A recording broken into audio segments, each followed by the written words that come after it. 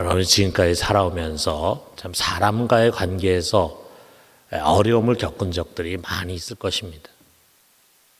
친구나 또는 이웃 사이에서 또는 직장 동료 간에서 또는 가족 간에 다투기도 하고 그 다툼의 정도가 아주 심해서 아예 헤어지거나 등 돌리고 안 보는 그런 사이가 되기도 했을 것입니다.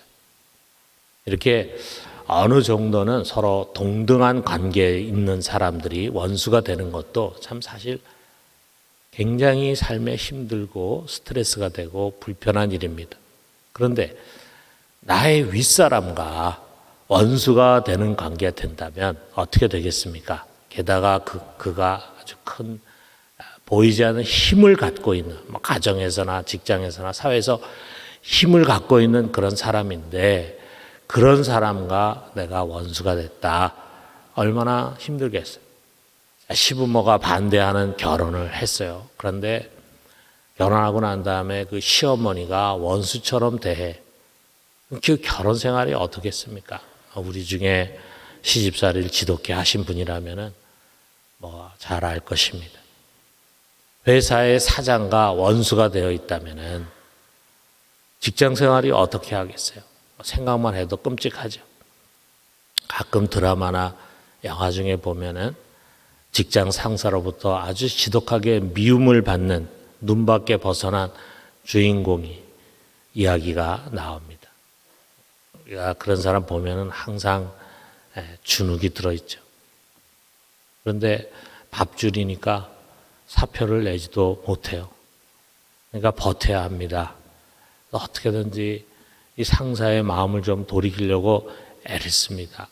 때만 되면 선물도 드리고 또 더 열심히 일하고 가끔 아양도 떨고 그야말로 분골쇄신 애쓰는 거죠.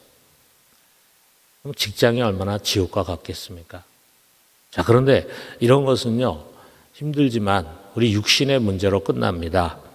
가족들과 난리를 치고 직장 생활 힘들고 북한에 사는 사람이 김정은 눈밖에 벗어나가지고 수용소에 끌려가가지고 모진 고난을 당한다 해도 결국 육신의 고난으로 끝나는 것입니다. 그러나 하나님은 다르잖아요. 그는 이 세상에서의 생사화복을 주장하는 주권자일 뿐만 아니라 죽은 뒤에도 우리를 심판하고 영벌에 처할 수 있는 분이에요. 예수님께서 이런 말씀을 주셨어요. 마태복음 10장 28절에 보니까 몸은 죽여도 영혼은 능히 죽이지 못하는 자들을 두려워하지 말고 오직 몸과 영혼을 능히 지옥에 멸하실 수 있는 이를 두려워하라. 우리가 정말 누구를 두려워해야 되는가?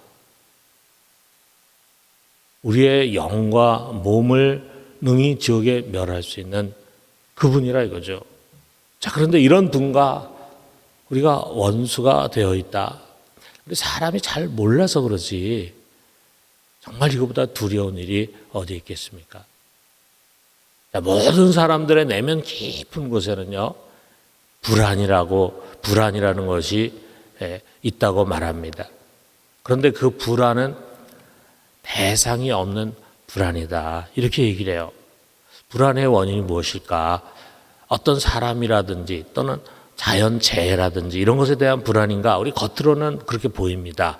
그러나 우리 사람의 영은 알고 있어요. 무엇이 진정 두려운 것인지. 만유의 주권자 되신 하나님이 나의 대적자가 될진데 어찌 두렵지 않을 수가 있겠습니까?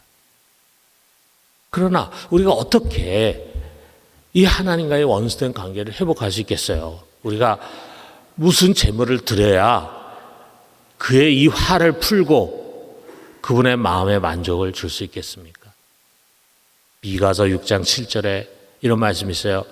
여호와께서 천천의 순양이나 만만의 강물 같은 기름을 기뻐하실까?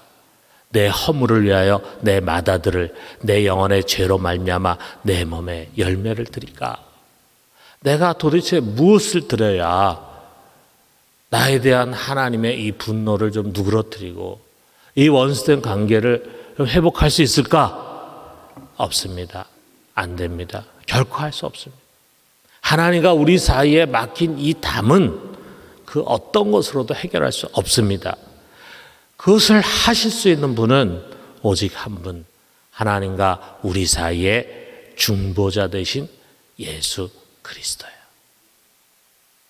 그분만이 하나님과 우리 사이 유일한 중보자이십니다.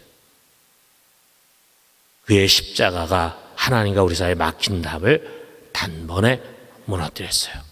그것으로 인해서 우리에게는요, 정말 말할 수 없는 축복이 임했습니다. 여기에 그것이 중요한 세 개의 단어로 표현이 되어 있습니다. 그 세 개의 단어를 우리가 오늘 주목해 봐요. 첫 번째로는 화목하다입니다. 16절에 보니까 또 십자가로 이 둘을 한 몸으로 하나님과 화목하게 하려 하심이라 그랬어요. 이게 화목하다로 번역된 아포카타라소라고 하는 이 단어의 본래 의미는요, 어떤 상태를 전혀 다른 상태로 바꾸다라는 뜻입니다. 여기서는 원수가 된 관계를 화해해서 좋아하는 관계로 회복시킨다라고 하는 그런 뜻이에요. 우리 주님께서 못 박히신 그 십자가는 우리들과 우리 사람과 하나님의 관계를 화목시키셨어요. 바울은 골로새서에서 이것을 좀 더 자세하게 풀어서 설명합니다. 골로새 1장 21절에서 22절 보니까 전에 악한 행실로 멀리 떠나 마음으로 원수가 되었던 너희를 이제 그의 육체의 죽음으로 말미암아 화목하게 하사 너희를 거룩하고 흠없고 책망할 것이 없는 자로 그 앞에 세우고자 하셨으니 예수 그리스도가 자기 육체를 화목 제물로 드리셨습니다. 그래서 하나님께 만족함을 주어서 우리와 하나님 사이를 화목하게 했습니다. 그리고 그의 육체의 죽음은 우리를 위한 속량이었어요. 죄사함이었어요. 그래서 우리를 더 이상 죄인이 아닌 거룩하고 흠없고 책망할 것이 없는 자로 만들어서 하나님 앞에 세우셨습니다. 그래서 과거에 우리는 그의 진노의 자녀였지만 지금은 사랑의 자녀가 되게 하셨습니다. 자, 그런데 이 화목이라고 하는, 화목하다라고 하는 이것이 우리 인간과 하나님과의 관계만이 아니에요. 그리스도의 십자가는 하나님과 그의 모든 창조물도 화해하게 화목하게 하셨어요. 골로새 1장 19절에서 22절에 똑같은 단어가 나옵니다. 아버지께서는 모든 충만으로 예수 안에 거하게 하시고 그의 십자가의 피로 화평을 이루사 만물 곧 땅에 있는 것이나 하늘에 있는 것들이 그로 말미암아 자기와 화목하게 되기를 기뻐하십니다. 이 화해를 통해서 하나님은 모든 만물과 다시금 하나로 통일이 되는 것입니다. 그래서 앤드류 링컨이라는 사람은 이 화목을 이렇게 정의했어요. 우주적인 적대감을 극복하고 하늘과 땅의 조화를 회복하는 것이다. 예수 그리스도의 십자가로 말미암아 모든 적대감들이 회복이 되면서 세상의 모든 만물과 우리 하나님이 다시 화목하게 되어 조화롭게 통일이 되는 것입니다. 여러분, 십자가로 말미암아 예전에 하나님과 원수였던 우리는 이제 그의 사랑하는 아들이 됐습니다. 그의 분노의 대상이었는데 이제는 너무 좋아하는 그런 대상으로 바뀌어진 것입니다. 자, 두 번째로는 평안입니다. 평안. 17절에 보니까 또 오셔서 먼 데 있는 너희에게 평안을 전하시고 가까운 데 있는 자들에게 평안을 전하셨으니, 여기에 평안으로 번역된 에이레네는 평안, 평화, 조화, 행복입니다. 화목의 결과로 우리에게 찾아온 것이 뭐냐? 바로 이 평안이에요. 여기에 예수 그리스도가 이 모든 것의 주어입니다. 그가 오셔서 평안을 전하셨어요. 하나님을 두려워하고 그로 인해서 세상을 두려워하는 우리들에게 주님이 오셔서 선포하시고 말씀하십니다. 평안하라. 평안을 너에게 주노라. 그러므로 두려워하지 말라. 하나님 믿으니 또한 나를 믿으라. 여러분, 이런 메시지가 우리 성서에 얼마나 많이 있습니까? 우리에게 두려워할 모든 대상을 다 제거하셨기에 주님은 이 평안을 우리에게 선포하는 것입니다. 우리는 더 이상 진노의 대상이 아니에요. 사랑의 대상이고 긍휼의 대상입니다. 하나님과 우리 사이는 이제 샬롬입니다. 모든 지각에 뛰어나신 하늘의 하나님이 이제 우리의 아빠, 아버지십니다. 그렇기 때문에 세상을 살아가면서 이제는 그 무엇도 두려워하거나 염려하지 말고 오직 모든 일 하나하나를 감사함으로 그분께 고하면은 놀라운 이 하나님의 평강, 모든 지각에 뛰어난 하나님의 평강이 우리의 마음과 생각을 지켜주실 것입니다. 이번 한 주간도 여러분 그런 우리 하나님의 평강을 누릴 수 있게 되기를 주님의 이름으로 축원합니다. 마지막 세 번째로는 나아감 이것입니다. 18절에 보니까 이는 그로 말미암아 우리 둘이 한 성령 안에서 아버지께 나아감을 얻게 하려 하심이라. 이 나아감이라는 단어가 중요합니다. 여기 프로사고게라고 하는 헬라어인데 그 말의 의미는 다가가며 어프로치예요. 접근, 어세스예요. 또 접근할 수 있는 권리, 또 그에게 들어갈 수 있는 통로, 이런 의미를 갖고 있어요. 여러분, 우리가 예수 그리스도로 말미암아 한 성령 안에서 하나님께 나아감을 얻게 됐어요. 여러분, 우리가 이런 걸 한번 가정해봐요. 자, 우리나라에는 정말 세계적인 대그룹들이 있잖아요. 삼성그룹, 세계적인 그룹, 현대그룹, 정말 세계적인 그룹이죠. 이 조그만 나라에 정말 이 세계를 좌지우지하는 이런 큰 그룹이 있다는 게 정말 대단하죠. 자, 여러분이 만약에 삼성그룹, 현대그룹의 회장, 총수를 만나고 싶다고 합시다. 여러분, 이게 가능하겠습니까? 막 그 회사 근처에만 들어가려고 해도 삐 소리 나고 막 입장이 불가라고 하는 것을 알게 될 거예요. 그런데 거기 회사에 들어간다고, 건물에 들어간다고 해도 그 총수에 있는 방까지 가는데 막 겹겹이 통과해야 할 문들이 많이 있을 거예요. 물론 뭐 100% 불가능은 아니겠죠. 여러분이 만약에 미국의 바이든 대통령 내가 꼭 만나고 싶다. 그분 만나서 내가 좀 하고 싶은 이야기가 있다. 우리나라 대통령도 만나기 힘든데 미국의 바이든 대통령 여러분 어떻게 만날 수 있습니까? 100% 불가능한 것은 아니겠죠. 그렇지만 그에게 나아갈 길을 찾는 것 매우 매우 어려운 일입니다.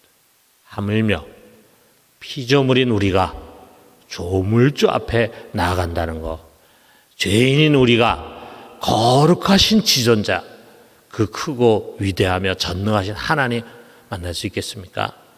절대 불가능합니다. 이것은 절대 불가능한 일입니다. 우리가 구약을 읽어보면은요, 그 하나님을 만나면은 사람은 죽게 돼 있어요. 그러나 예수 그리스도께서 이것을 가능하게 해주셨어요. 그의 십자가가 하나님과 우리 사이에 가로막혀 있는 휘장을 둘러 찢었습니다. 그래서 그분이 계신 지성소에 우리가 얼마든지 나아갈 수 있게 해주셨어요.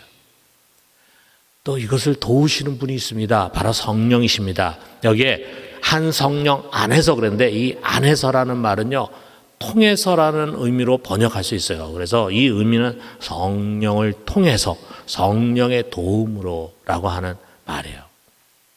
예수님께서 하나님께 나가시는 길을 열어주셨습니다. 그리고 우리가 그 길로 나아갈 때 처음 가는 길이라 두려움이 있잖아요. 근데 성령께서 그 길로 우리를 안내해 주시고 도와주셔서 하나님께 나아감을 얻게 해 주신 것입니다. 여러분, 이 나아감이 얼마나 큰 축복입니까? 히브리서 4장 16절에 보니까 그러므로 우리는 긍휼하심을 받고 때를 따라 돕는 은혜를 얻기 위하여 은혜의 보좌 앞에 담대히 나아갈 것이니라. 이건 너에게 주어진 특권이다. 하나님 계신 곳은 은혜의 보좌입니다. 쉬운 자입니다. 은혜를 베푸시는 곳이에요. 거기에는 풍성한 은혜가 있어요. 세상을 이기며 살아갈 수 있는 은혜가 거기에 가득히 담겨져 있습니다. 우리는 그 은혜를 얻기 위해서 그분 앞에 담대히 나아갈 수 있습니다. 그는 자비와 사랑의 팔을 벌리시고 언제나 우리를 환영하십니다. 그곳에서 우리는 우리가 당면한 문제의 도움을 간청하는 것입니다. 그럴 때 하나님은 때를 따라서 도와주십니다. 가장 좋은 시간에, 가장 적절한 때 우리의 기도에 응답하시는 것입니다. 여러분, 이것이 십자가로 인해서 우리에게 주어진 특권입니다. 사랑하는 성도 여러분, 예수 그리스도의 십자가는 우리에게 이 세 가지 축복을 선물로 주셨어요. 하나님과 화목하게 해주셨어요.